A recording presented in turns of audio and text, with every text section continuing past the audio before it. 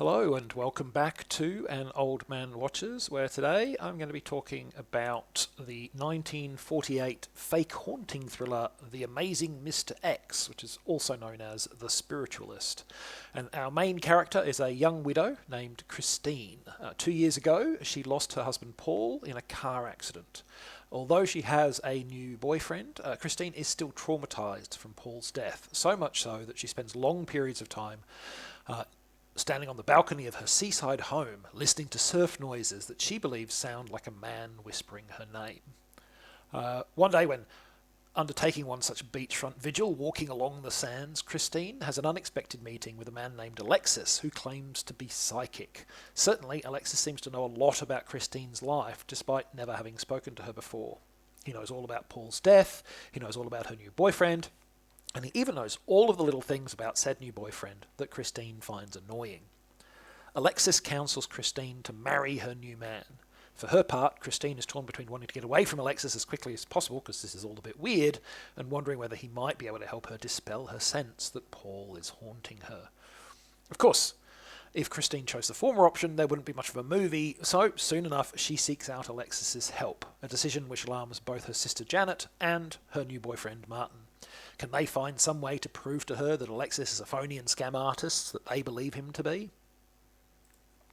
The Amazing Mr. X began life as an original story by Crane Wilbur, who was originally planned to also direct the film, but the script was ultimately acquired by Eagle Lion Films as a vehicle for their contracted star Turhan Bey. This Austrian-born Turkish actor had been a featured player for Universal during the early 40s, but his career was derailed by military service in the closing stages of World War II, and on his return from that service, Universal sold his contract to the much smaller studio. In any case, after a week of rewrites, this film was shot in less than a month. Hollywood production schedules were a very different beast in those days. Now, test audiences reportedly laughed at parts of the films that were not intended to be funny, but both Eagle Lion and Turhan Bey were happy with the picture. The star described the movie as a fantastic role with wonderful people to work with and a lovely death scene I completely loused up. I just wish all my roles had been as interesting as that one. So, who do I agree with, the giggling audience or the wistful star? Well, in this case, it's a little of column A and a little of column B. So Turhan Bey may have found his fellow cast members wonderful to work with, but they aren't all wonderful to watch. Leading lady Lynn Bari is solid enough and is probably enjoying the relatively rare opportunity to play a wholesome protagonist, given her career was largely comprised of bit parts and sultry villainesses. But outside of Bey and Bari, the performances are serviceable at best. The most notable weakness is probably Richard Carlson, who plays Christine's new boyfriend, Martin. He's a rather drab on-screen presence, which I guess makes it easy to understand why Christine still pines for her husband, but does beg the question of why she's even spending time with this new guy. Ironically enough, of all the cast members, Carlson was the one who would enjoy the most future success after this film. He became something of a star in the science fiction movies of the 1950s, most notably playing the lead in The Creature from the Black Lagoon, and ultimately parlayed that on-screen success into a directorial career. But let's face it, even at his zenith as a science fiction icon, his acting was very much playing second fiddle to the makeup and other special effects of the movies. On the plus side, the film eschews some of the more tiresome tropes of the fake haunting and fake psychic thriller subgenres. Many such movies endlessly drag out the question of whether the apparently supernatural elements are legitimate or not. Even more tiresomely, having almost always resolved the question with a "no, it's all fake" answer, a significant portion of them then backtrack on that answer by having their charlatan haunters receive their comeuppance at the hands of genuine supernatural forces.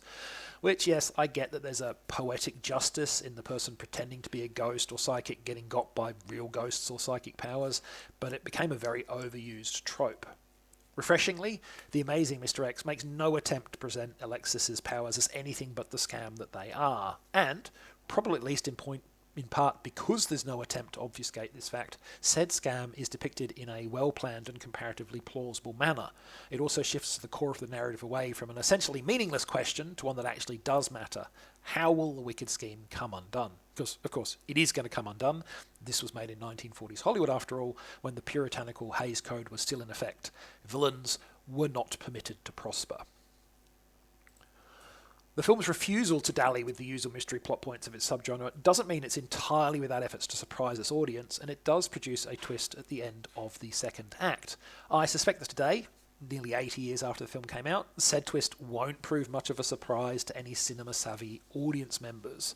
But I think within the scope of this movie's era, it's a solid switch-up and evolution of the story. It even retroactively makes some of the film's events more plausible and explicable than they were before. Plot twists so often make earlier events make less sense that I always get a small thrill from seeing a movie that avoids that problem. So yeah, while The Amazing Mr. X certainly has its flaws, including unintentional moments of comedy, and even in the most generous reviews could only be characterised as mildly entertaining fluff, that still puts it head and shoulders above many of the other offerings from its subgenre, and I don't regret having seen it. Next time, I'll be trialling some minor tweaks to the format of these videos while discussing Toho's 1999 offering Godzilla 2000, which was the first film in the franchise for 4 years and launched Big G's Millennium era. But that is next time. Until then, thanks for watching. I hope you've enjoyed it. And if you've seen The Amazing Mr. X, let me know what you thought of it.